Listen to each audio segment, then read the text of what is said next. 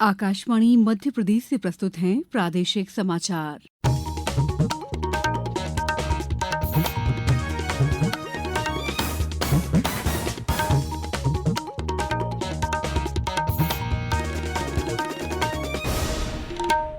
नमस्कार, समाचारों के साथ मैं दीपा सिंह। प्रधानमंत्री नरेंद्र मोदी ने ब्राजील की राजधानी रियो डी जेनेरियो में आज आयोजित 17वें ब्रिक्स शिखर सम्मेलन में भाग लिया। इस दौरान नेताओं ने ब्रिक्स एजेंडे के विभिन्न मुद्दों पर उपयोगी चर्चा की, जिसमें वैश्विक शासन में सुधार, वैश्विक दक्षिण की आवाज को बुलंद करना, शांति और सुरक्षा, बहुपक्षवाद को मजबूत करना, विकास के मुद्दे और आर्टिफिशियल इंटेलिजेंस शामिल है। श्री मोदी ने उद्घाटन सत्र को संबोधित करते हुए कहा कि विकासशील देशों को जलवायु परिवर्तन से निपटने के लिए वित्तीय सहायता और प्रौद्योगिकी तक पहुंच के मामले में निरंतर विकास के लिए अधिक सहयोग की आवश्यकता है। आतंकवाद पर बोलते हुए उन्होंने कहा कि पहलगाम में हुआ आतंकी हमला सिर्फ भारत पर हमला नहीं था, बल्कि पूरी मानवता पर हमला था। प्रधानमंत्री ने कहा कि आतंकवादियों को धन उपलब्ध कराने वालों, उन्हें बढ़ावा देने और पनाहगाह मुहैया कराने वालों से सख्त तरीके से निपटा जाना चाहिए। उन्होंने इस बात पर जोर दिया कि आतंकवाद से निपटने में कोई दोहरा मापदंड नहीं होना चाहिए। उन्होंने पहलगाम आतंकी हमले की कड़े शब्दों में निंदा करने के लिए ब्रिक्स नेताओं का आभार जताया। प्रदेश में निवेश के लिए निवेशकों को आकर्षित करने के लिए मुख्यमंत्री डॉ मोहन यादव आज लुधियाना में रोड शो करेंगे।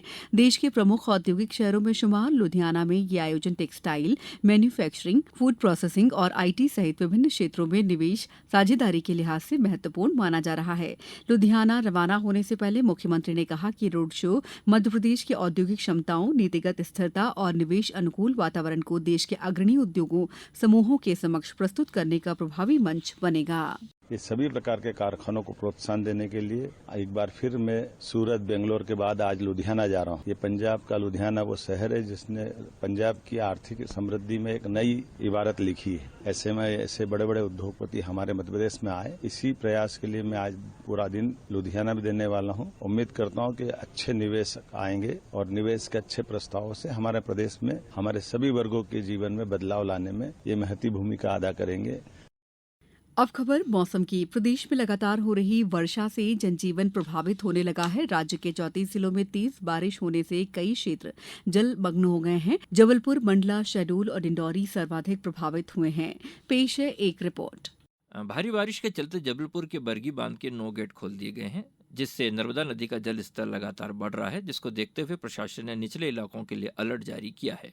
लगातार हो रही बारिश के चलते जबलपुर, मंडला, बालाघाट और डिंडोरी जिलों के स्कूलों में छुट्टियां घोषित कर दी गई हैं। नर्मदापुरम जिले के बनखेड़ी में एक दिन में 7 इंच से ज्यादा बारिश हुई है। शहडोल जिले के कई घर जलमग्न हो गए हैं। वहीं डिंडोरी जिले में कई जगहों से संपर्क टूट गया है। मौसम विभाग ने जबलपुर, सिवनी, बालाघाट, मंडला और दमोह जिलों के लिए आज अति भारी बारिश का ऑरेंज अलर्ट जारी किया है। मौसम विभाग ने अगले 4 दिनों तक प्रदेश के सभी जिलों में भारी बारिश की संभावना जताई है। प्रशांत शर्मा, आकाशवाणी समाचार, भोपाल।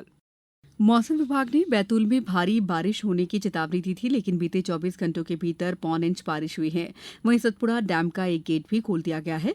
मंडला जिले में पिछले 24 घंटे में सुबह तक करीब 4 इंच औसत वर्षा दर्ज हुई है। अब कुछ समाचार संक्षेप में। नर्मदापुरम जिले में आज से समर्थन मूल्य पर मूंग की खरीदी शुरू हो गई है। जबलपुर में डॉक्टर श्यामा प्रसाद मुखर्जी की जयंती के अवसर पर संभागीय भाजपा कार्यालय में आयोजित संगोष्ठी में उनके महान व्यक्तित्व और राष्ट्र सेवा के अद्वितीय विकास कार्यों को स्मरण कर श्रद्धांजलि अर्पित की गई। शिवपुरी विधायक देवेंद्र जैन ने कल विधायक निधि से वृद्धाश्रम में रहने वालों के लिए 15 पलंग और 15 अलमारी भेंट की हैं। मुहर्रम के पर्व पर कल आगरमालवा में जुलूस निकाले गए। वहीं आज जिला मुख्यालय सहित नलखेड़ा, बड़ौद, कानड़, सुसनेर, सोयतकला आदि स्थानों पर ताजियों का विसर्जन किया जा रहा है। प्रशासन द्वारा जुलूस के दौरान सुरक्षा के पुख्ता इंतजाम किए गए हैं। इस बुलेटिन में इतना ही। अगला बुलेटिन शाम 7:10 पर। नमस्कार।